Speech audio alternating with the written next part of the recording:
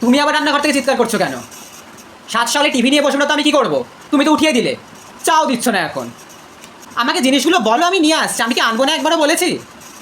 এই শ্যামল, একটা খাতা দিয়ে যা, পেনও দিস। দে।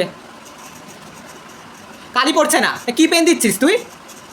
এত পেন, তো পেন দিতে পারে না ঠিক করে। দে, দেখি ওটা। হ্যাঁ, তাই কালি আছে, যা পড়তে বস। কই গো, তুমি এসো। এই নাকি কিছু নেই? তা গ্যাস জ্বালিয়ে রেখেছো কি করতে? কিছুই যখন নেই। আমি চিৎকার করতে চাইছি না, তোমার সাথে চিৎকার করার বিন্দু মাত্র ইচ্ছে নেই। কি বলবে বলো, আমি নিয়ে আসছি। লিখেছি, তুমি বলতে থাকো, আমি লিখছি। আমার মাথা গরম হয়নি গো, আমার একটু তো মাথা গরম হয়নি, আমার মাথা ভীষণ ঠান্ডা আছে, বুঝেছো? তুমি বলো। এই ডালিয়ার প্যাকেট না 2 দিন আগেই নিয়ে এলাম, এর মধ্যে শেষ। না, তোমার খাওয়ার কথা আমি বলছি না, তোমার খাওয়ার কথা আমি বলছি না বাবা, আমার ভুল হয়ে গেছে, ক্ষমা করো। তুমি বলো, আমি লিখছি।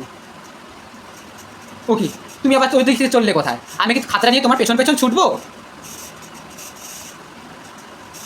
এই কটা জিনিস হলেই হয়ে যাবে?